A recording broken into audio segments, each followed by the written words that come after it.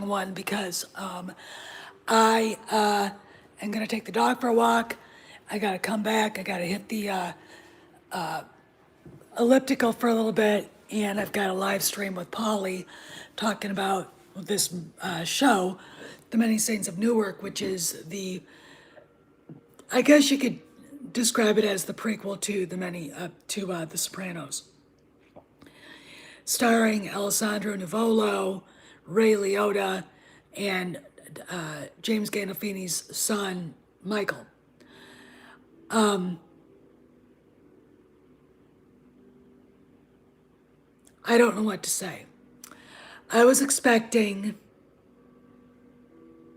Here's what I was expecting. I was expecting something like Goodfellas, something that was a little more, I don't know, historical. Something. I gotta yell at my dog. Get out of there.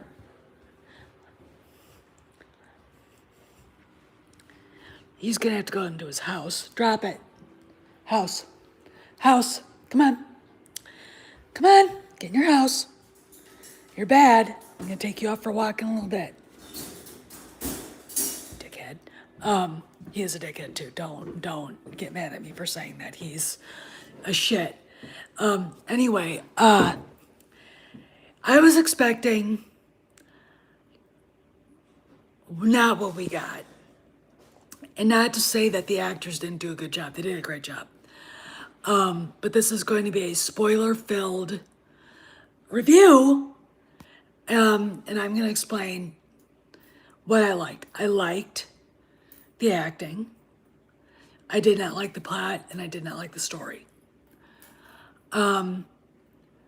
If you're going to do a prequel and explain how Tony Soprano got to be Tony Soprano, and we get to finally meet the vaunted Dickie Moltisanti, then do it in the proper way. Instead, we get opening scene. They're going to the docks to meet Dickie's father and his new Italian wife right off the boat. I mean, she can't even speak English. Dickie's immediately infatuated with her. There's Tony. He's like 10 years old. They did a really good job casting a very young Tony, by the way. I thought the kid did a good job. Anyway, and you kind of follow it around, and it's really kind of convoluted. It's sort of like one of these things where, am I watching a mob movie, or am I watching a crappy melodrama, a soap opera, a really bad soap opera? Because Dickie falls in love with his dad's wife. He's already married. We know that, to Chris's mom. Chris has not been born yet. Now, the movie goes from the cemetery where Chris is buried, Chris Moltisanti, and it's really weird. It's one of those Sopranos things where you're like, like when Tony had the dream and the fish is talking, and it's, I guess, Big Pussy talking to him or whatever. It kind of like starts out like that because Chris is the one kind of narrating the opening. And you've got Tony with Dickie, and Dickie is basically Tony's uncle by marriage. And, he's a mobster, but I was expecting someone based more on Sonny Franzese or, Bugsy Siegel, somebody that had a certain panache. And we got a very, very glorified street thug. Not that they weren't, but those guys had a certain glamour that this guy doesn't, and Alessandro Nivola could do that. He could have played a character like that. And when you watch The Sopranos, you get a feeling that Dickie is like that. Okay? That Dickie is quite like, he's a big deal, like Sonny Franzese was, and like Bugsy Siegel was, those guys, okay? a little, a lot more flashier than Carlo Gambino, a lot less intellectual than Frank Costello, and not nearly the leader and organizer that Lucky Luciano was, but you know, someone who had, I guess, star quality. And I mean, when you watch The Sopranos, you feel like you're gonna like be meeting Wyatt Earp of the New Jersey mob, and instead you're like, this guy's a crumb cake. I mean, he's, you know, when you do the research into the mobsters and who they were, the guys that I'm thinking of, the Sonny Franzises, those guys weren't necessarily psychopaths, and they were not sociopaths. They were definitely antisocial, but they didn't carry it out to the extremes that this guy does. Okay, I'll give you the highlights. First off, Ray Liotta as dad, and all right, I'm gonna tell you right now, I don't know who the fuck the big boss was. There's a hierarchy to the mob. Every family has a hierarchy. You have the king of the volcano, the boss. Then you have the consigliere, who's the advisor. Then you have the underboss. Then you have the capos. Okay. Then you have the soldiers who are made men, but they're not the next step up, which would be either a crew chief or a capo. Then you have associates who are not made men, but they're ancillaries, part of the family, but they're not made men. Nothing that I saw ever in The Sopranos made me think that they were, I mean, like what is it, Phil Tardo said, The Sopranos are nothing more than a glorified crew, okay? There's not, I didn't, you don't feel like you're watching, I'll give you an example. If you want to watch a good mob movie, a narrative film, watch HBO's Gotti. It starts Armand Assante. It's on this platform, YouTube. Watch it. You get a real sense of who Gotti is when you first meet him. He's a capo. He's a made man, but he's not part of Carlo Gambino's inner circle. And you get a sense that he's being protected by Neil Delacroce, who's the underboss, and played by Anthony Quinn brilliantly. Way different than this. I mean, so I'm watching this and I feel like I'm watching, like I said, Dallas, only it's supposed to be mobsters. And I'm like, and Ray Liotta, the dad, he's got his Italian wife who can't speak English, and she's trying to learn English. And she's a key. Okay. She's real cute. I don't think she's not beautiful by any means, but she's real cute. Okay. She is very, very mouthy. She's very, very fiery. And when she starts learning English, she and Ray Liotta get into a lot of fights, and he beats the shit out of her. He pushes her down the stairs. She confesses to Dickie, "Hi, Dave, what happened?" And he goes and finds his dad, and they're talking. They get into a big argument, and his dad basically accuses him, "Oh, you've always been in love with her. You've always wanted to with her, blah, blah, blah." And Dickie kills him. Dickie murders his own father and then covers it up by burning down the garage. Here's the weird thing, because it's The Sopranos, you don't really know if it's real, if this character is a ghost. He goes to the state penitentiary to see his uncle, who is his father's twin brother. It's bizarre. So you're left going, is this real? or is this a dream sequence, or is he just losing his mind? So he's getting a lot of advice from his uncle. And, you see him having issues with the black gangs. They're starting to rise up. And around everything that in the beginning of the movie, a lot of people were bitching in the Midnight Suns chat that they didn't like the politics surrounding it. Back in 1967, 54 years ago, Newark had race riots that summer. Okay. Hence why they were featured in Hey H Boomer in the movie. Okay, so that didn't bother me. I mean, if you're a populist looking to play whack-a-mole with lefties, you will find whack-a-mole everywhere, even in good stuff. There's absolutely not any reason to find anything woke in this. This is basically trying to be a historical set piece about Dickie Moltisanti. I think the twin did have a position in the family. It was just, basically when he says, "What do I know? I'm a murderer." Okay, that kind of says, let's put it this way: if anybody could be close to where Sonny Franzese was, that was him.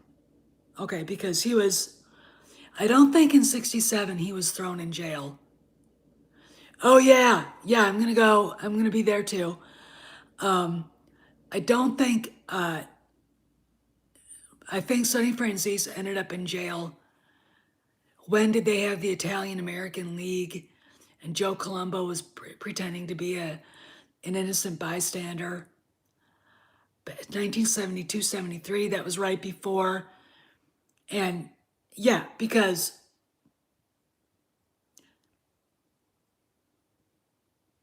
part of the reason why Michael Franzese jumped into the Colombo family was because his father got arrested and they thought he'd been set up.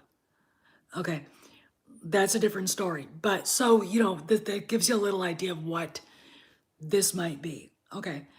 And there was a lot of animosity from the Italian American community over the way they were portrayed and the way they were treated in film because of, the most famous Italians in America weren't people like,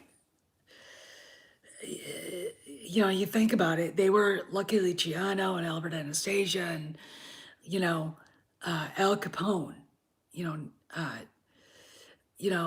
so there you go. Not John Basilone, who is one of the biggest heroes of World War II, the hero of Guadalcanal. But so let's go back to the show. So you got a lot of stuff going on, and I'm not going to get into too much detail. But Dickie, you never see him introducing Tony to the life. That's what the mobsters, and what I love about it is young Silvio at the end is saying, he's a good kid, he's got a lot of potential, he'd be great in this life. And that's what mobsters call what they do. It's that life.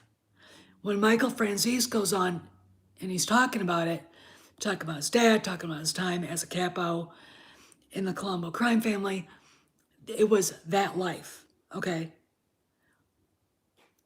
It's very interesting to me when you hear that, them say that. So that was a very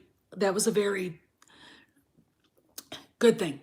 But one of my big problems is that you never see Tony except for they attack an ice cream man and they take off with the truck and then they beat the shit out of him. And it's like, that's something that's something a 13-year-old would do. Okay. That is not something a kid on his way to becoming a soldier in the New York or the Newark outfit would be doing. He might be doing armed robbery.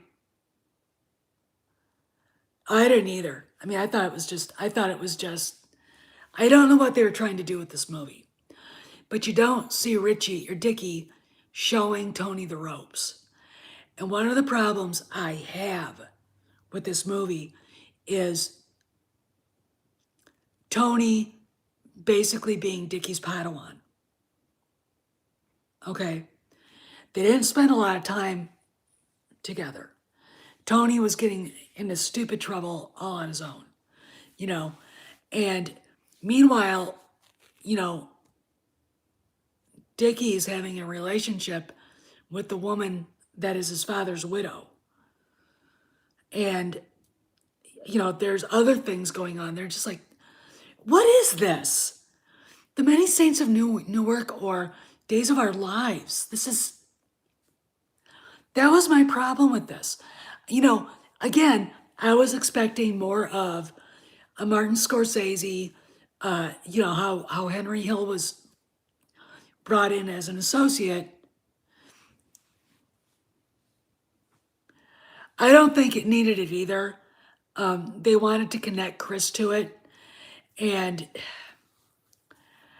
I don't, you know, I didn't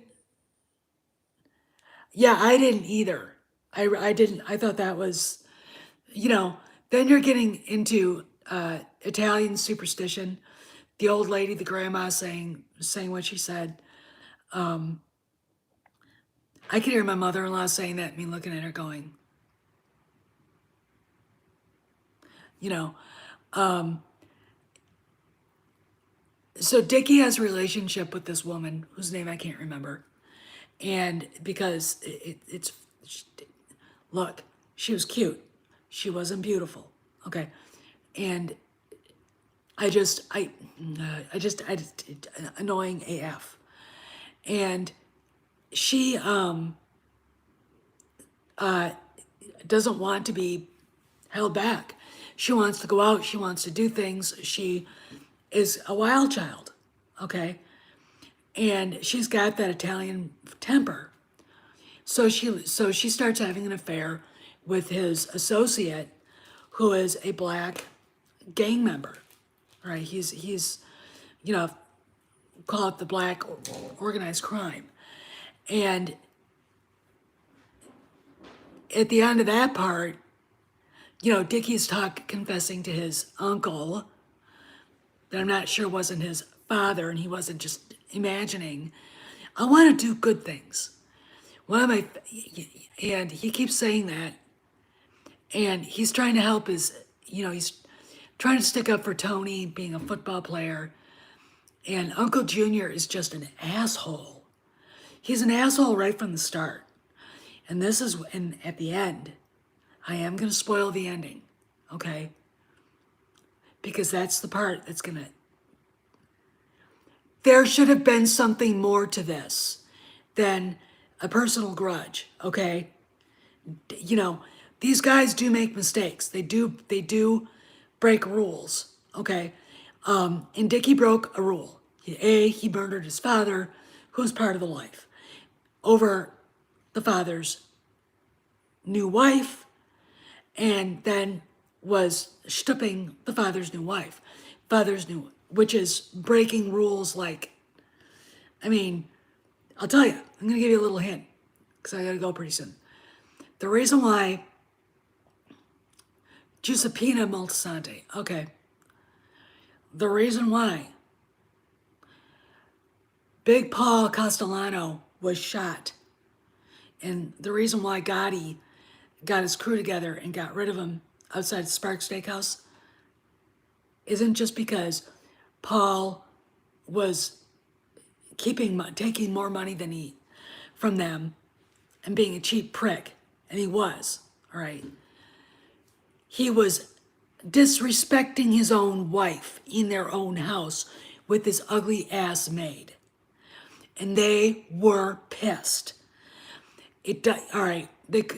What I don't like about The Sopranos is that they don't pronounce the word for mistress, her close friend, Right. They keep saying Goomba. Goomba is your buddy. It's your guy friend.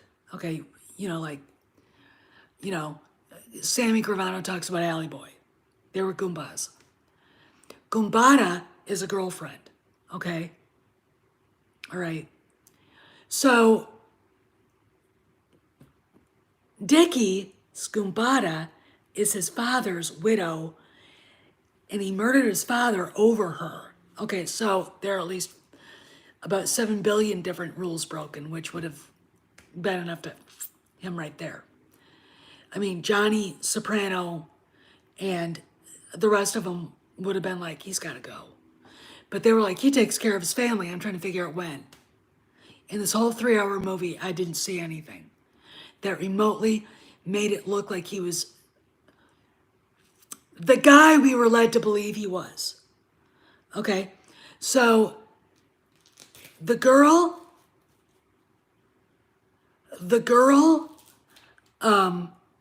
that is playing Giuseppina Moltisanti confesses on a beach that she, you know, screwing around with that black gangster. And what does Dickie do? He loses his shit and then murders her. He drowns her.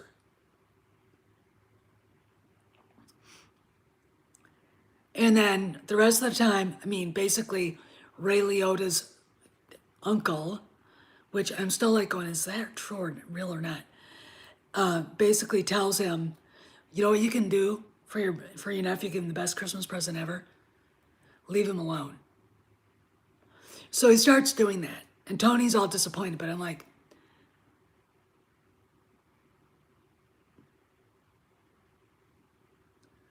I don't understand this.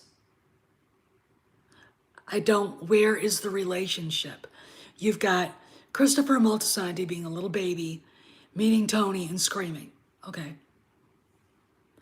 You've got no real connection beyond Tony being a juvenile delinquent. No real connection between him and Uncle Dickie beyond whatever. Dickie's not showing him the ropes. Dickie's not introducing him to the rest of the guys. Dickie's not bringing him into the mob. Okay. I'm literally like, why is this even a movie? If you're not going to do it right, why is this even a movie? I agree with Chris Gore on a lot of this.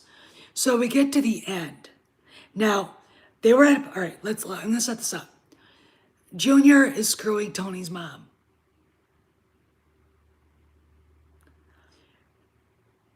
At a certain part, I think at a party, Junior slips on the stairs, hurts his back, and Dickie laughs at him. Junior takes it personally. So at the end, you know, Tony goes up to the warehouse where they've got their stolen goods and wants to see Dickie. He wants to, what the hell's going on? And Dickie won't see him. And, you know, Silvio tells him, you know, whatever. And then, you know, he leaves. And then basically a message goes out to Tony, meet me at this soda fountain, and we'll hang out, okay, the next morning. So Tony's like, yeah, I get to see my uncle. Wow. We spent 3 hours hoping we'd actually see you get some Sith training, and instead we're like, I felt like I was, you know, you don't just go into that life. You have to be invited, okay? And then you're not automatically a made man, even if your father or brother or uncle or grandfather was the boss.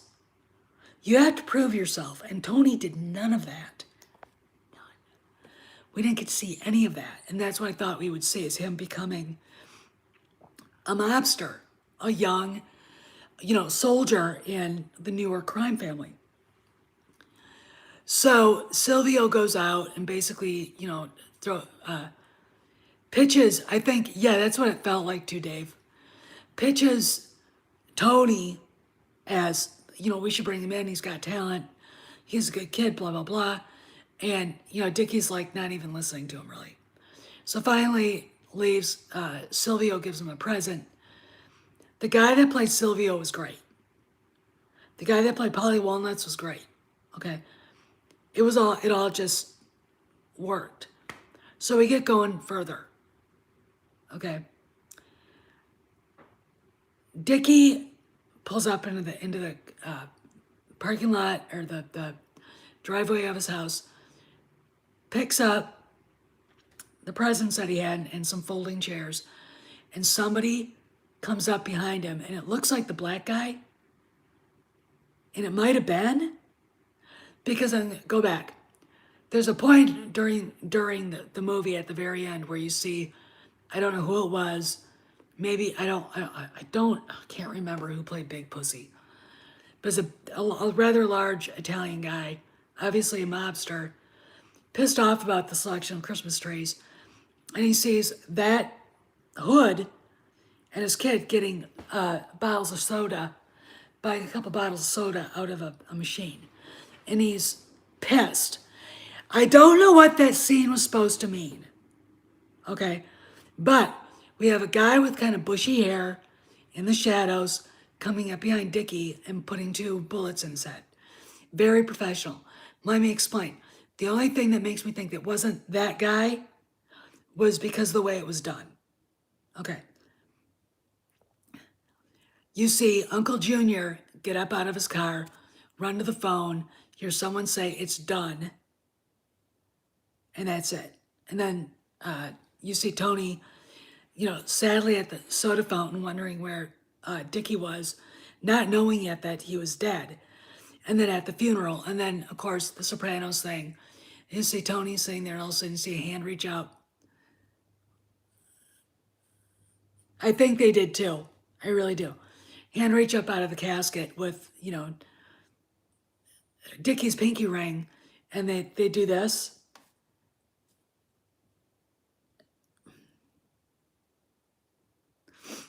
I think it might have been that corrupt cop, and it should have been. You really, one of the things you do get to see really graphically is what a total asshole Uncle Junior is. I mean, the fact that that son of a bitch got to live is startling to me because, and what's interesting is that Tony never put two and two together. Okay. Uncle Junior's screwing his mom. Uncle Junior's saying shitty things about him. Uncle Junior takes everything extremely personally. There are many reasons to take out Dickie Moltisanti, and that wasn't one of them. In fact, all right, here's the deal. A made man, like Dickie was, I think they could probably,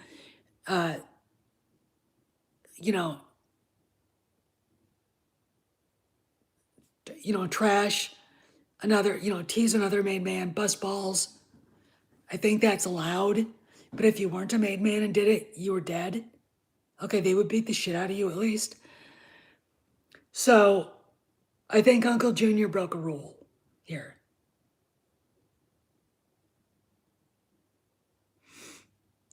That identification scene, I don't know what you're talking about, but I mean, I don't know if this movie's even worth watching. I ended up getting HBO Max. I thought we got it for free, so I could watch it. And I'm really glad I did not spend the theater money to go to see this. And I gotta say this, as much as pissed off as David Chase was at Warner Brothers for going day and date, I don't see the reason for spending the money on a ticket. I mean, what? That's, all right. If you get a matinee, it's $5, $6, $8. Big, small thing of popcorn is expensive. Small soda is expensive. Pretty soon you're spending like $25. I'd like to, but I'm really kind of pissed off at people over that movie because I'll give you a reason why. And then I gotta go. Um, Harrison Ford is in better shape.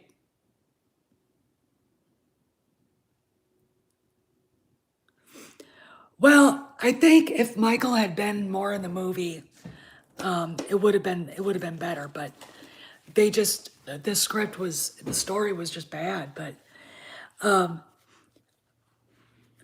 Harrison Ford gets hurt on the set of Indiana Jones. We get a podcaster who was at one time in Hollywood, not a very successful guy, by the way, attacking James Mangold and trashing the movie even before it started filming. Okay.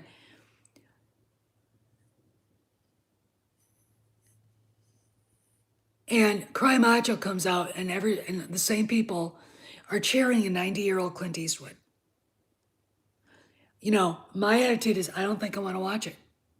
The way you guys attacked Harrison Ford, who's 11 years younger than he is, okay, who, you know, is in better shape than all of you combined, get shit because he's older. But Clint Eastwood, throws a punch at the age of 90, which Harrison Ford was doing, by the way, at the age of 79. And you guys are perfectly happy. I'm done. I don't want to. No. Okay, no. And the reason is I don't know what Harrison Ford did to these people to for them to have this bad, shitty fucking attitude. I really don't. He looks fine to me. A week after he hurt himself, he's walking around without a freaking, you know, sling. My attitude towards them is fuck off. Fuck right off. Okay. And I think it has to do with nothing more than they hate Kathleen Kennedy. So instead of, you know, giving Harry a break, they're attacking him because they want to get rid of Kennedy. Kennedy's already done. She's already done. Okay, she's in the rear view mirror. Okay. All right. Like way down. Like in that mirror, not this mirror. That mirror. Okay, she's gone.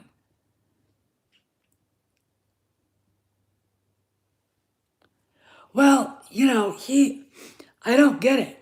And another thing is, Tom Cruise does his own stunts. Tom Cruise is a fitness fanatic. He's a cult follower, and he's a devotee of human growth hormone. Okay? Okay? There ain't nothing natural about that guy's abilities. All right? Ageless my ass.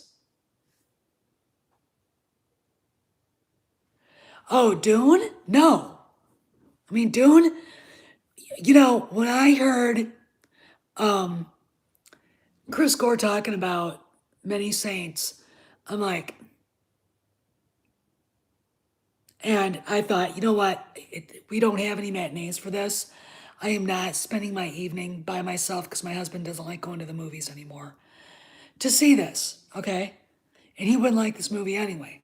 So I, got HBO Max and was like, no, but when Andre talks about Dune and everybody else who's seen it is like, it is a masterpiece. Yeah, I'm going to go to the theater. I'm going to go to the earliest one I can get into that Friday, and I'm going to watch it, and I'm going to have fun. I'm going to have popcorn. I'm going to have soda. I'm going to sit there, ease back in the seat, and I'm going to have a blast. Okay, just like with Ghostbusters Afterlife, which is the one I really can't wait to see. I think Ghostbusters Afterlife is going to kick everything's ass. I really, really do. I think it's going to be because it looks to me like they've really respected the canon, and they gave Murray and Aykroyd and Ernie Hudson their kudos, and are respecting them, that it's going to be it's going to be how you do a franchise handoff. And it's, I mean, Ivan and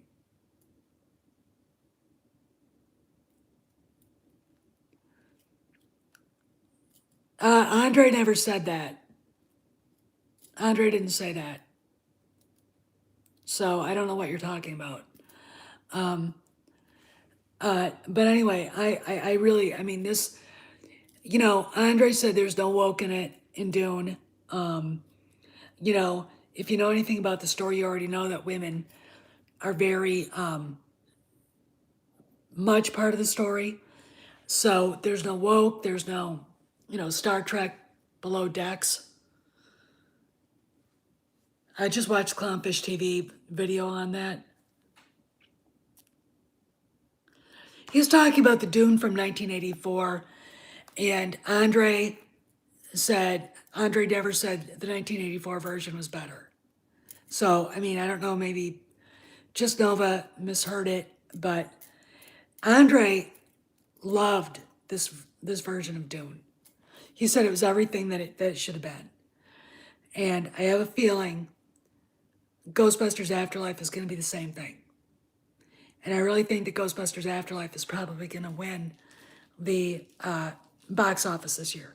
It just, the idea of seeing Murray back as Peter Venkman just makes me go, ah. But anyway, the fan edit, yeah, the fan edit, but you know, whatever. Okay, so that's what you were, okay. Anyway, I gotta go, but that was my spoiler heavy review of, yeah, thanks for that, Just Nova. The Many Saints of Newark, I was really disappointed. I didn't walk away going, what the fuck? I mean, part of me walked away asking, what the fuck did I just see? Okay. The other part of me went, there was potential there that they didn't have, that they should have gone through. If I had been one of the producers, I would have said, this is not a good script. We can't use this. Because I mean, the people are going to come back and go. Anyway, I got to go. I got to take the dog out. And then I got to go and I got to get a workout done. So I'll see you guys around the galaxy. You know, be sure to show up on Latino Slant channel later today because I'll be there to talk more about the Many Saints of Newark. Anyway, I'll see you guys around the galaxy. And you guys have a good afternoon. And I'll see you back at Latino Slant. See ya.